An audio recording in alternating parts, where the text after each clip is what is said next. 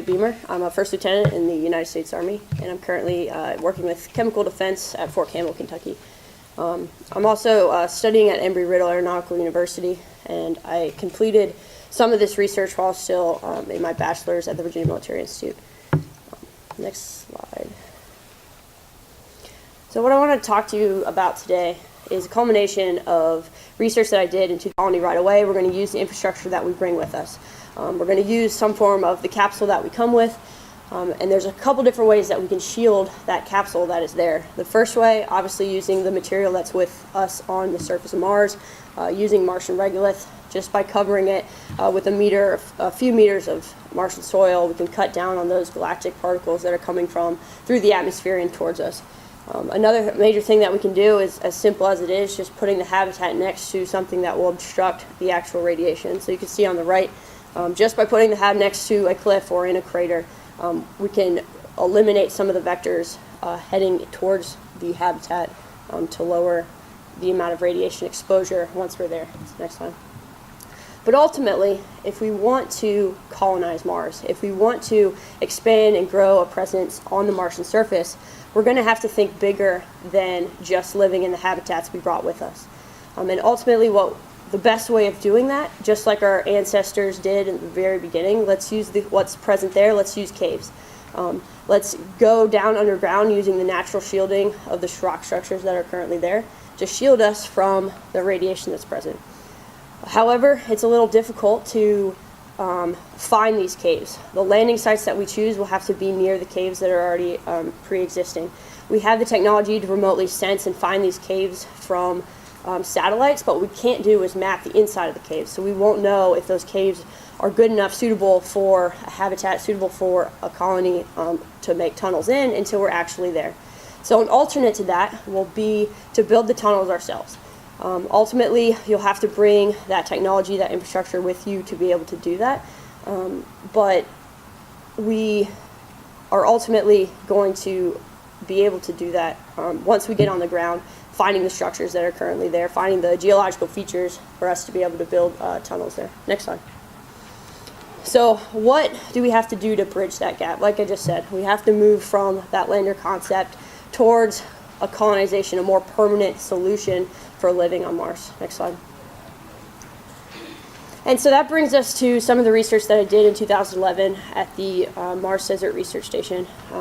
As a member of Crew 99, we decided to look into how, as an astronaut, would we be able to go out on an EVA and identify a structure or a rock layer that is capable of building a tunnel and building a habitat in. And so some of the preliminary research, just looking at engineering technology in general, Dr. Benzinski in 1979 stated that one of the best ways for an engineer to go out and identify rock layers that are the best for building in, whether it's tunnels or mines or whatever it is to use something called the rock mass rating. The rock mass rating, next slide. The rock mass rating has a couple different reasons why it's one of the best ways of doing it. The best reason comes down to the fact that you could qualitatively give the engineer an idea of what kind of rock structure you're looking at. You could give them a quantitative number that justifies why that rock is capable of holding up a tunnel, holding up a structure for whatever type of structure you're looking for. And it really gives that communication between the geologists that are on the ground and the engineers back wherever they are to come up with a design of the structure that you're building. Next slide. So when we're talking about rock mass rating, there's 6 things that you're going to look at that go into getting that ultimate number of whether or not the rock structure is good or not. It's kind of hard to read the diagram on the right, but pretty much what it is it's taking those 6 categories to your left, talking about uniaxial compression, the quality of the actual rock, spacing of the discontinuities, which is the spacing between the separate rock layers, the condition of those continuities. Are they crumbling? Are they solid? You can physically look at them and tell whether or not it's a stable structure. Also looking at any groundwater that would affect the structure, and then the orientation of the discontinuities. So by looking at all 6 of these qualities, you can actually go out in the field with very minimal equipment and come up with numbers to give feedback back to the engineers. Next slide. And so once you get a number for each of these 6 qualitative results, you can then combine that number on a scale of 1 to 100 very easily on the bottom. It tells you, yeah, this is awesome rock, or no, this rock is not what we're looking for. Next slide. So that brings us to MDRS. 2011, I went and became a member of Crew 99. I was the chief geologist and executive officer of the crew. With me was 5 other members of the NASA Ames Space Exploration Academy from 2010 in Mountain View, California. We're an all-student crew. They actually allowed us to run the habitat by ourselves with a bunch of college students. But we ended up doing really well, and each person in the group had different projects they were working on, and this was the project that I pursued with. So next one. So to start, we had to find the structures we were interested in.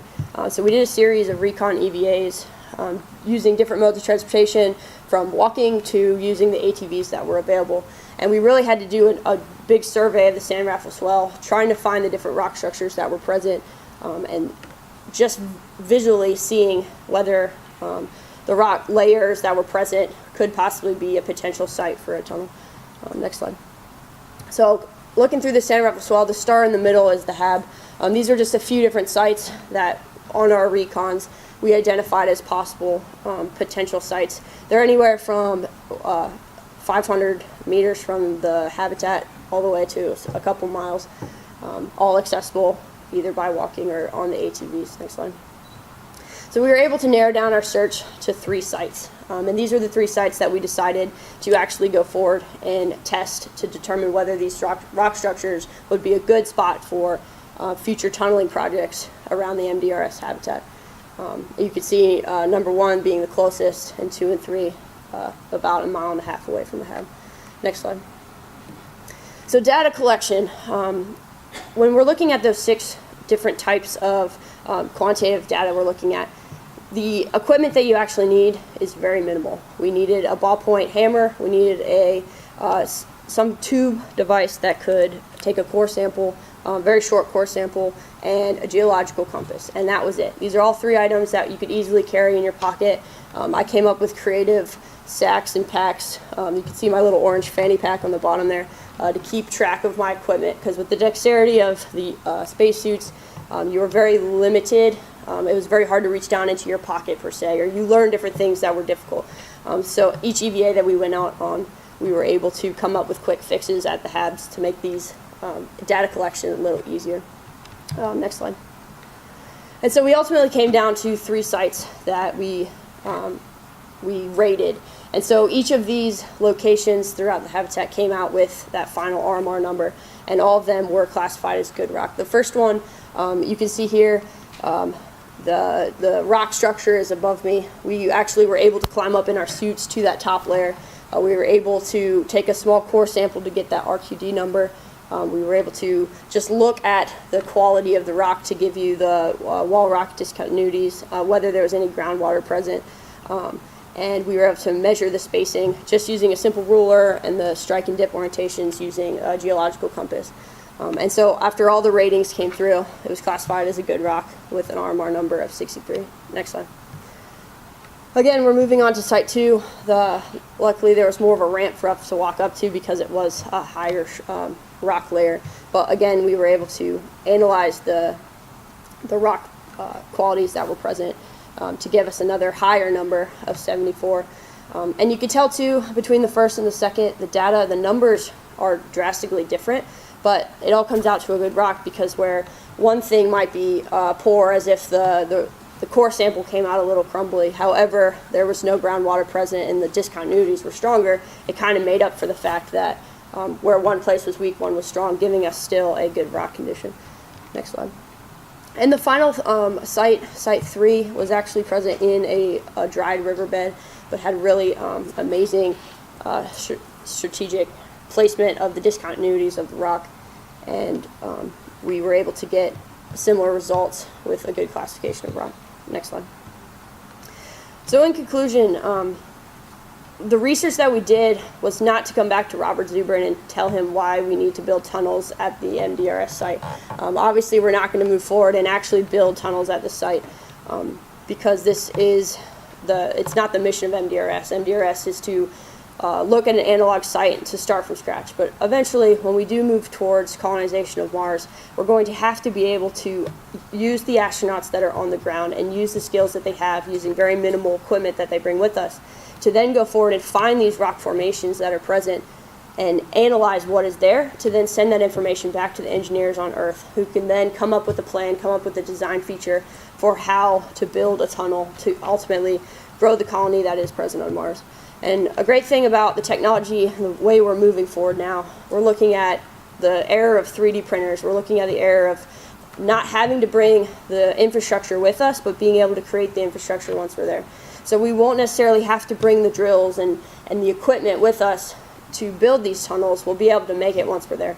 And so by using that technology, the future is, and the possibilities become endless as far as how we colonize Mars and how we kind of transform the material that's already there for the purpose of keeping us safer, to protect us from radiation ultimately, and from the other elements that are present, dust storms or whatever have you. It just makes sense for us to find refuge inside the rock that's already there.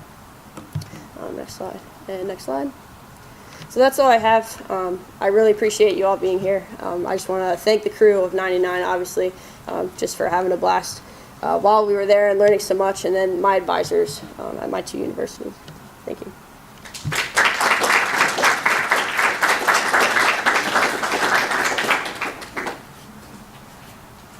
Any questions? Yes.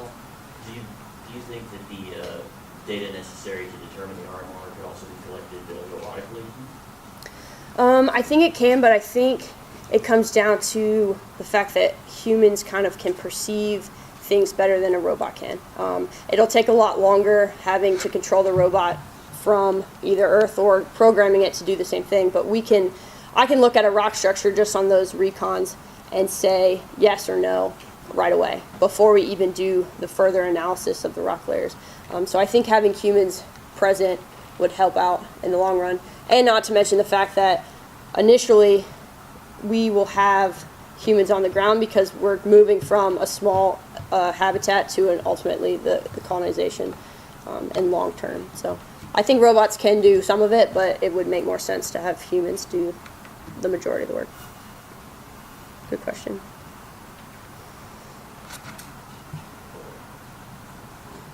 I guess that was that good, right? Yeah. So how would you assess a cave environment for suitability? So obviously the cave, you have to work with what's currently present. We are looking, scientists across the country right now are looking into, is there groundwater currently on Mars? Does it have a water table? So obviously if you're inside these caves, you're going to have to make sure that there's enough space, there's enough possible lighting. Lighting is a big issue for humans to survive, or if there's natural lighting that can come in.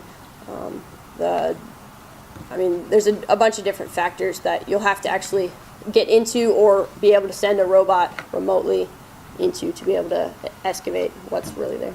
So, yes. Yeah, ultimately, the decision, would it be easier in some ways to just build a tunnel where you can control completely, the environment, rather than spending a lot of time and energy looking for, a cave, right, and then having to replicate when you're ready. Exactly. If we already know how to change the rock that we have present to meet the needs that we have, it makes more sense. Like the one photo where there were several layers and there were areas for greenhouses or natural light to come in. By using that side of the cliff, you can completely adjust the different things that you need for survivability and practicality of the tunnel itself. So it completely makes more sense.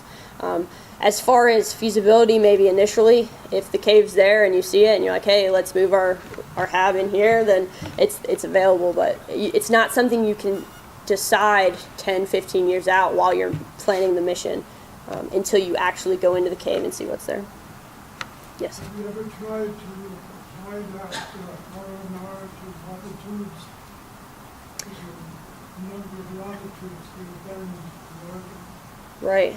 I have personally not. That's something I haven't really thought about, but it could definitely work. The purpose of RMR is to tell you the strength of the top layer that's going to support the roof. So it's telling you if I excavated everything underneath, will that top layer support and not crush me to death? So that's something we can definitely look at with lava tubes because that rock layer is pre-existing. We can go in and look at that top layer of whatever the roof of that lava tube is and determine, is this intrinsically safe for us to live in later? So by doing something analog on Earth, it would make great science. So that's a good idea. Thank you. Yep. Are those jars of Nutella in the You picture? bet. So could you have survived without them? My dear friend Max is in the audience, and he's actually with me on this. We had a lot of fun when we were at MDRS. We actually were there during the Super Bowl, and we had to make up some creative ways of celebrating that without actually having a television to watch it. Or pizza? Yeah, we made pizza. We made nachos and dip. We were actually present at MDRS during National Nutella Day, which no one knew was a day until we were at MDRS bored enough to Google it. And they had given us, we were there during a food study, they'd given us the food there. But Nutella was a very big pick-me-up for everyone on the crew. For whatever reason, they made great on tortillas or whatever we had available. So we were very sad the day those jars were empty, I will say that. Yep. What would be the minimum rating that you would recommend building a hab inside of a cliff? If a rating of 65, would that be suitable? It technically, yes, it would be suitable. I think if you're talking about something as crazy as this is the sole place you will live, I think you want to find the best spot. So you will go out, just like I did, and recon several different areas, then find 3 to 5 different suitable places and test the rock, and you're going to want to pick the best of the best. If all that's available is everything 65, then you go for it and you make it work. But ultimately, you're going to want to find that highest rating to protect what you have, because we're starting over on a new planet. We got to keep who's there alive and not crushed in a mining accident. So, yes. How do you go through the process of becoming an NDRS crew member? We actually just applied. So we were at NASA Ames 2010. It was near the end of our internship there. We had worked on a group project while we were there, and we thought the project was worth continuing. And so we came up with a proposal. We submitted it to Mars Society and Robert Zubrin, and it became accepted. So whether there's also crews that go, I'm not sure how many a year. It's 10 throughout a season, or 8 to 10, starting in the winter until it gets too hot to go out. And there are crews that are missing people, so it's just a matter of either getting a group of people together and submitting a proposal to go, or finding a group that's already going and jumping on board.